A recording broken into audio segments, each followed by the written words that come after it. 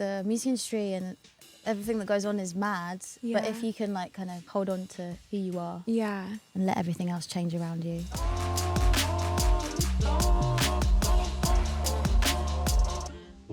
so I got you the cherry, I think they're these, so I'll let you open those, and then as like a go along with it, I don't know if have you heard of twin snakes? It's from the same people that make the cherry. I see them. I've definitely had them before. You have? Okay, Yeah. because I was gonna have a twin snake. I just love them because they're sweet and sour. Like one is sweet and one is sour. I feel like they're underrated. I think because I like the color red too, so it's kind of like a vibe. Is it your favorite color? Is it Same. yours? Oh my gosh, there we go. I worked out recently that I have synesthesia. Is that where you like hear music and then you see colors? Yeah. Wow. Yeah. Every song on my album has a color, but like it's like a palette. Oh my and God. it's like without even thinking. Like for example, Tectonic is pink, red, and purple, and when I sing it on stage, I like feel those colors. Wow. It's really weird. What colors everything changes? That's my favorite song. Blue, white, and green. Oh my God. Me and my friend were really laughing because it's just like how quick the colors come to me. It's not even like I have to think about it. That's so cool. Does it ever like influence your decision making with like the visuals and stuff? Yeah, definitely. And also when I'm on stage, maybe the lights that it'll be really basic, but I'll put. I think what that's so colour cool. I think Oh my it is God. as Well, lights. when I see you live, I'm going to have to pay attention to it. I read, I think in your polyester interview that you were working at something called Fabric. Yes. What can you explain what that is and how it kind of got you into music? Fabric is an amazing club in London. Okay. It's still about, I think it's 25 years. Wow. Maybe 20 years. I worked on the cloakroom and guest list. Oh, wow. From about like 18 to 21. I was there most weekends. So it's 18 in... Yeah. Okay, yeah, because I always forget that. If you didn't have your ID, even if you were 55, Yeah. I had to turn you away. Oh, wow. Which is hard. Really mean, yeah. Is it like, it makes it, because I think you've performed there, but like, what's it called? Bergen in Germany? Where it's like... Berghain, yeah. Berghain, where it's so hard to get in? No, Fabric doesn't have the same exclusivity. Okay. It's not the same. But Okay. it's a great spot. I would recommend, if you come to London, I'd definitely say check it out. I feel like London has a cooler night scene that kind of helps lend itself to all of these artists coming out of London versus where like I am in LA. Like we don't really have a club scene like that. You don't. Our last college Do you know drinks is though, 1 a.m. I just played Gag, the party. Okay, Alex yeah, Chapman at and Pride. Zoe Guetta. Okay. Party. And I was like, this is giving like London and New York energy. I feel like the people here, like we're down to party. It's just like the laws in California are like everything like shuts down earlier. But there's really good house parties here. Yeah, I know. It's like a breed of innovation because all the clubs close early. So everyone just goes to Airbnbs. Where do people, what's a really like well-known club here where people go out? I think my favorite spots in LA as an LA native, number one, No Vacancy. Have you been there? It's a speakeasy. Do you know what speakeasies are? Okay. I always never know if the lingo's different. Yeah, no, same. It's the same building from like the 1920s, like Gatsby era. And you go in and it's like a house. You walk upstairs and there's a flapper girl on a bed. And it's like in America in the 20s, we weren't allowed to drink alcohol. Yeah. It was prohibition. So they would have these secret house parties and the flapper girl's like, don't tell anyone you're here, like blah, blah, blah. That gives you a spiel. She presses a button and the bed like moves and there's a staircase that goes into the party. Wow. So that's really cool. Is it hard to get into? It is because they don't have a line. It's it's so demoralizing. You just like stand there in a parking lot and there'll be like hundreds of people and the bouncer's like, you and you can come in now. So you're just standing there like, my turn. But I think you would get it. Did you always know that you wanted to make music like to dance to? It took me a while to like find my place, my voice in dance music. Okay. I started off like I was just that kid that sung jazz, musical theatre. I was like that annoying child. Like the show hands. And then I started making music, but it did definitely take me a good 5-6 years to find where I wanted to put my voice. Working at Fabric, clubbing, traveling, you know, finding my people, like all sort of helped inform me to like developing who Rose as an artist was. I wasn't making dance music at 16. Because I think I saw that in one of your interviews. You were saying like you got into it as a kid from watching Sound of Music, and then your dad took you to the spot. Yeah, where I'm they obsessed. Oh my god! Sometimes I don't know why I get embarrassed by it, but I do love musical theatre. It's like really like the moment right now. Like I feel left out that I'm not into musical theater. I love though that like musical theater people are like, hell yeah. Like I also like putting together a live show. Okay. You know, you think about it. I can bring in some of the MT drama. Yes. You were at a label for a while, and there's songs from 16 to maybe 19 that will probably never come out.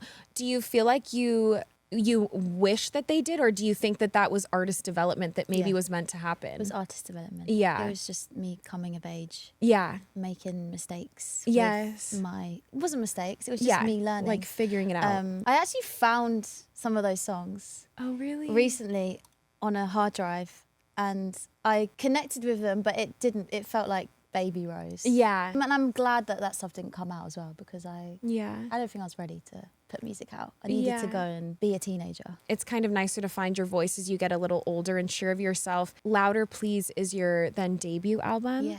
I love every single person I interview, but your album is one of the ones that I've really, out of so many artists, that like every single song. And I have a sister who's 18, she's in college, and I always use her as my litmus test of like what's cool. And she latched onto your music when I showed it to her. So now you have like a growing cult like fandom of like Cal State Long Beach, like Orange County, like 18-year-old girls. I love it. For someone who's listening to the album for the first time, do you think there's a setting that's the best place to listen to it? Like in their car with their friends? Like how do you imagine someone listening to it? I imagine, because when I was making it, I was thinking about the kind of records that me and my friendship group just devour and don't stop listening to. And it's always on a weekend break in Europe, the pre's, the getting ready for the night out, in the club. Maybe it's playing in the club as well. Yeah. Coming home from the club and hopefully easing your way back down to maybe trying to get some sleep. Yes. I think it can carry you through an evening. Even like the last song, the title song, Louder Please, like I love it because I don't know if this was intentional. The way I listen to it is it's like slowing down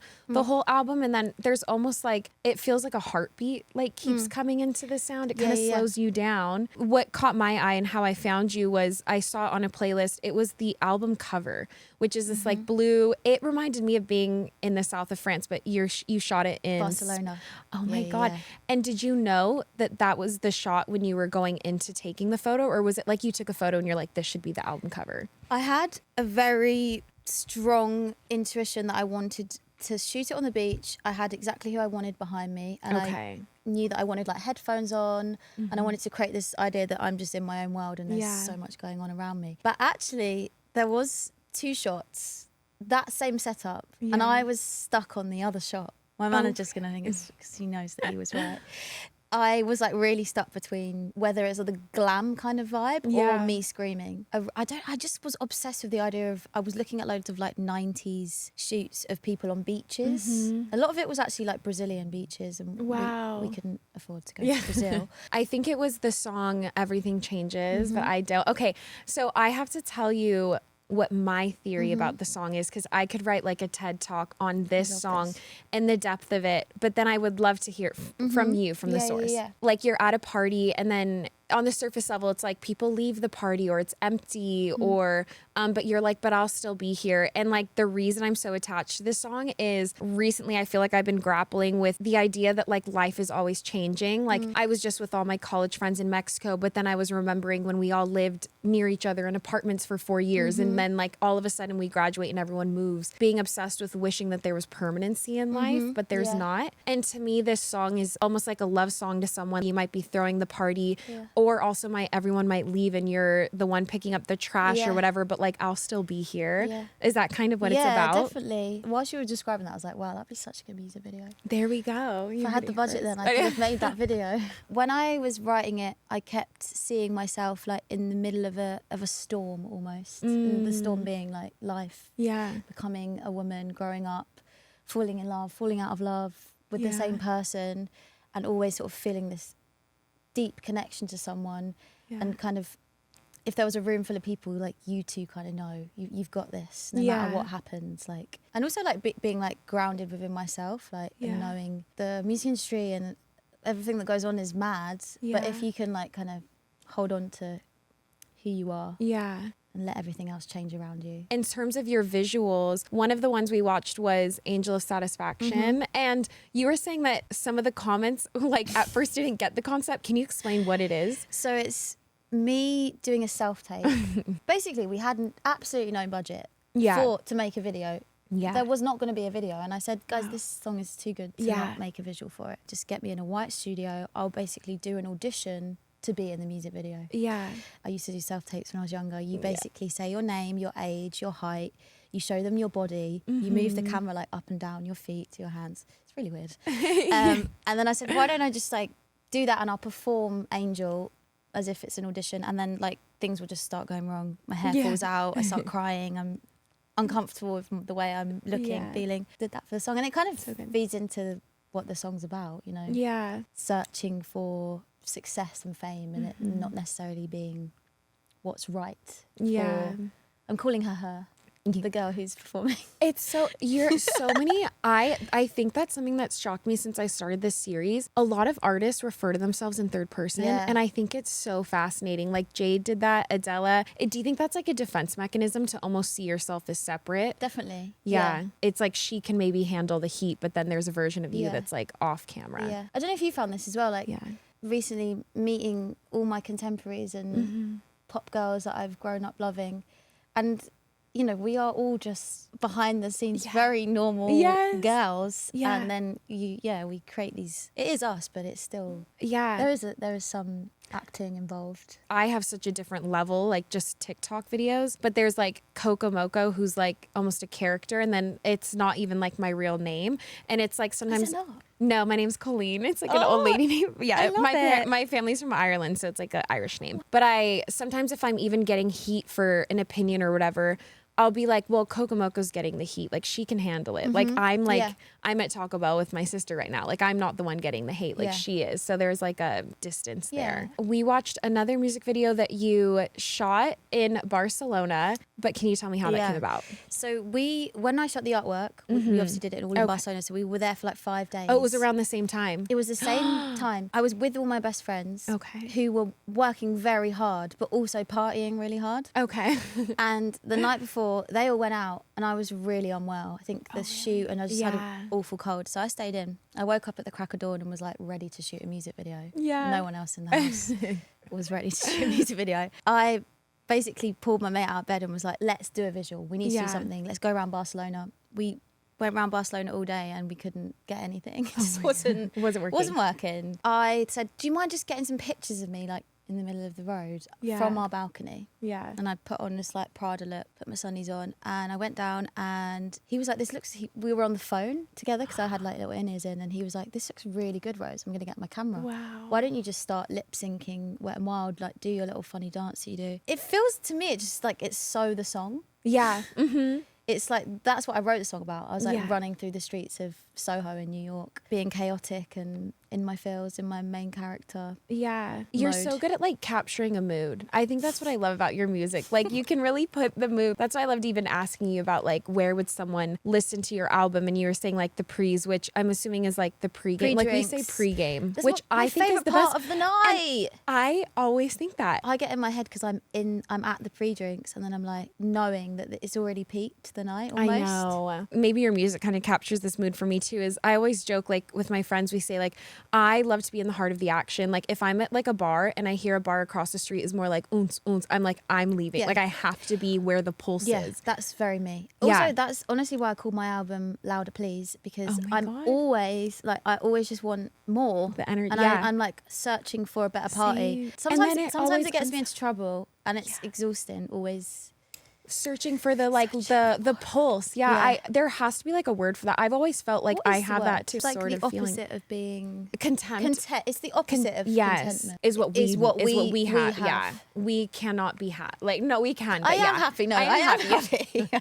Also, you are going to be touring in the US with Kesha. How did that come about? A while before I found out I was on the tour, I think Kesha's was like enjoying what I was putting out before the album. Okay. And then there was talks of a slot coming available on her tour. What happened with when I put the album out in January is honestly like all the things that were sort of like to be confirmed or this is going to happen. Like from the moment the album came out, a lot of the things that were question marks became yeses. So like I've obviously been a huge fan since I was a child. I always visualize artists as like existing in like certain worlds, and like you and Kesha exist in like a similar world. And so you just said that Pride was your first US performance. So 2 days ago was my first ever show in America. Did you like it? Did you like the American crowd? Yeah, it was great. I loved it. And I have my I guess my first headline LA show. Oh, really? At the Peppermint Club. Oh, yeah. The Peppermint.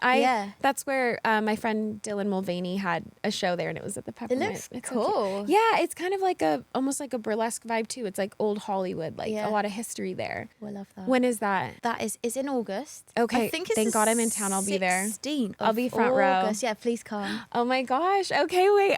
Oh my God. That's so exciting. One question I ask everyone is, do you know your sun, moon, and rising? Well, you said it in one of the music videos. But I am a Capricorn. Okay. I'm Leo rising. Okay. And my moon is in Taurus. Oh, really? Yeah. I feel like that Leo rising is where the life of the party comes from. Yeah. Leo is the only sign in the zodiac that's ruled by the sun. Every other sign is ruled by planets. But apparently your rising is what people see you as. Yeah, and you do seem like a Leo. Because I think from the outside I do seem like a Leo. Yeah, when you said Capricorn, I was like... Really, I'm a Capricorn. You are? Yeah, in which way? I'm just like super focused. Yeah. I'm honestly like quite a nerd about pop music and about my career, and I'm a little dweeb. I think of Capricorns as like, they can walk into a room and they don't have to be like, hi, I'm over here. But like people just sense them, that they've like kind of entered. And then you have the Taurus moon. The Taurus is... Yeah, tell me what else. I don't know too much about. Oh, yeah. Taurus is the sign that rules. It's the second house of like earthly possessions. They're usually like interior designers, or they're very like, or they're visual because they're like the kind of girls that take pictures of like the matcha with their notepad. So that probably comes out in your visuals a lot. And similar with my next... We'll call her sister. Okay. To Louder Please. Ooh. Similar with that artwork. I can't wait. Oh my God. Very on and everything, feeling in the same world. I love that. Okay, great. That was so good. Thank you. I was like, look at the time. Yeah, thank you so much for I love that.